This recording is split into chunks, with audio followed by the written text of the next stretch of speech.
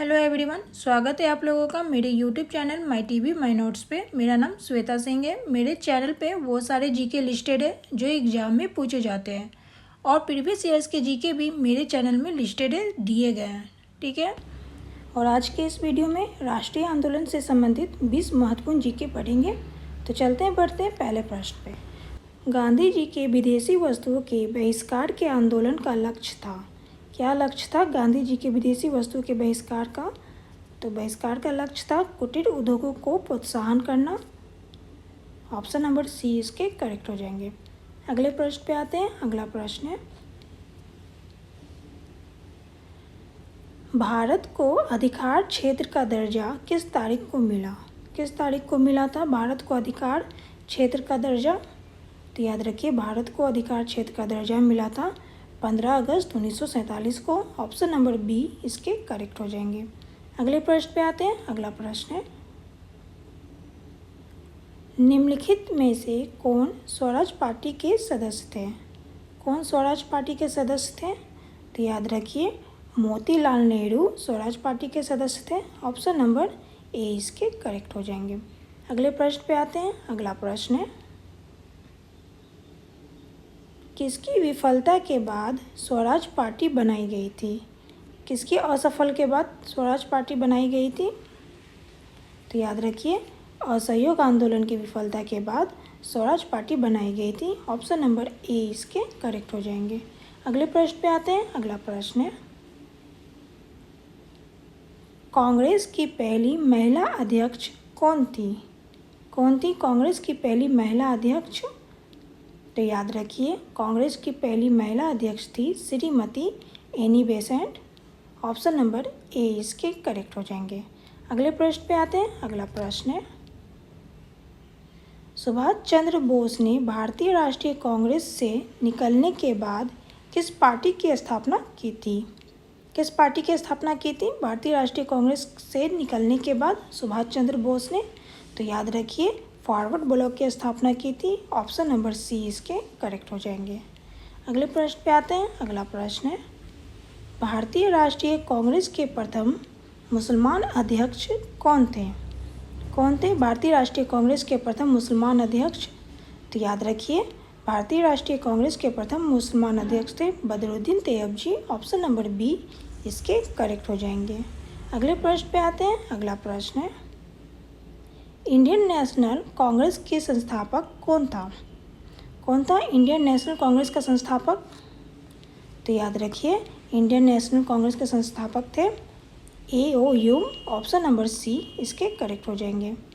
अगले प्रश्न पे आते हैं। अगला प्रश्न है,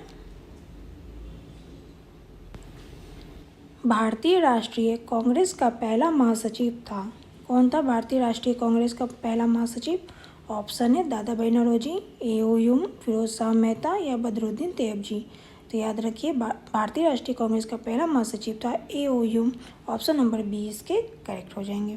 अगले प्रश्न पे आते हैं। अगला प्रश्न है, किस आंदोलन का नेतृत्व महात्मा गांधी ने नहीं किया था? किस आंदोलन का नेतृत्व महात्मा गांधी ने नहीं किया था? तो याद रखिए, स्वदेशी आंदोलन का नेतृत्व महात्मा गांधी ने नहीं किया था। ऑप्शन नंबर बी इसके करेक्ट हो जाएंगे। अगले प्रश्न पे आते हैं। अगला प्रश्न है, पाकिस्तान नाम किसने गढ़ा था? किसने गढ़ा था पाकिस्तान नाम? ऑप्शन है मोहम्मद अली जिन्ना, आगा खां, चौधरी रहमत अली या अबुल कलाम आज़ाद। तो याद रखिए, पाकिस्तान नाम अबुल कलाम आज़ाद ने गढ़ा था। ऑप्शन नंबर डी इसके करेक्ट हो जाएंगे। अगले प्रश्न पे आते हैं। अगला प्रश्न है, पूना समझौता किसके बीच हुआ था? किसके बीच हुआ था पूना समझौता? तो याद रखिए, गांधी और अंबेडकर के बीच हुआ था। ऑप्शन नंबर बी इसके करेक्ट हो जाएंगे। अगले प्रश्न पे आते हैं। अगला प्रश्न है, भारतीय राष्ट्रीय कांग्रेस का पहला अंग्रेज अध्यक्ष कौन था? कौन था अंग्रेज अध्यक्ष भारतीय राष्ट्रीय कांग्रेस का? तो याद रखिए, जॉर्ज यूले थे। ऑप्शन नंबर ए इसके करेक्ट हो जाएंगे। अगले प्रश्न पे आते हैं। अगला प्रश्न है, पूना समझौता कब हुआ था? कब हुआ था पूना समझौता? ऑप्शन है 1931 ईस्वी, 1932, 1933 या 1934। तो याद रखिए, पूना समझौता हुआ था 1932 ईस्वी में। ऑप्शन नंबर बी इसके करेक्ट हो जाएंगे। अगले प्रश्न पे आते हैं। अगला प्रश्न है, ऑल इंडिया मुस्लिम लीग की स्थापना किसने की थी? किसने की थी ऑल इंडिया मुस्लिम लीग की स्थापना? ऑप्शन है मौलाना अहमद अली, मोहम्मद अली जिन्ना, आगा खां, हकीम अजमल खान। तो याद रखिए, आगा खान ने ऑल इंडिया मुस्लिम लीग की स्थापना की थी। ऑप्शन नंबर सी इसके करेक्ट हो जाएंगे। अगले प्रश्न पे आते हैं। अगला प्रश्न है, मुस्लिम लीग की स्थापना किस वर्ष हुई थी? किस वर्ष हुई थी मुस्लिम लीग की स्थापना? ऑप्शन है 1900 ईस्वी, 1905, 1906 या 1902। तो याद रखिए, मुस्लिम लीग की स्थापना हुई थी 1906 ईस्वी में। ऑप्शन नंबर सी इसके करेक्ट हो जाएंगे। अगले प्रश्न पे आते हैं। अगला प्रश्न है, विभाजन परिषद का अध्यक्ष कौन था? कौन था विभाजन परिषद का अध्यक्ष? ऑप्शन है एम.ए. जिन्ना, लॉर्ड माउंटबेटन, जवाहरलाल नेहरू या बी.पी. मेनन। तो याद रखिए, विभाजन परिषद का अध्यक्ष था Lord Mountbatten. Option number B इसके करेक्ट हो जाएंगे। अगले प्रश्न पे आते हैं। अगला प्रश्न है, भारत सेवक समाज की स्थापना किसने की थी? किसने की थी भारत सेवक समाज की स्थापना? ऑप्शन है बाल गंगाधर तिलक, गोपाल कृष्ण गोखले, सुरेंद्र नाथ बनर्जी या दादा भाई नौरोजी।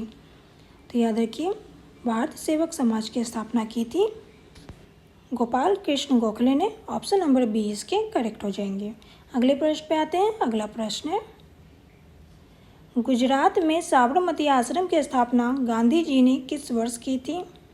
किस वर्ष की थी गुजरात में साबरमती आश्रम की स्थापना गांधी जी ने? तो याद रखिए, गुजरात में साबरमती आश्रम की स्थापना हुई थी 1917 ईस्वी में। ऑप्शन नंबर बी इसके करेक्ट हो जाएंगे। अगले प्रश्न पे आते हैं। अगला प्रश्न है, बाल गंगाधर तिलक किसे अपना गुरु कहते थे? किसे अपना गुरु कहते थे बाल गंगाधर तिलक? ऑप्शन है स्वामी विवेकानंद, राम मोहन राय, शिशिर कुमार घोष या दादा भाई नौरोजी। तो याद रखिए, दादा भाई नौरोजी को बाल गंगाधर तिलक अपना गुरु कहते थे।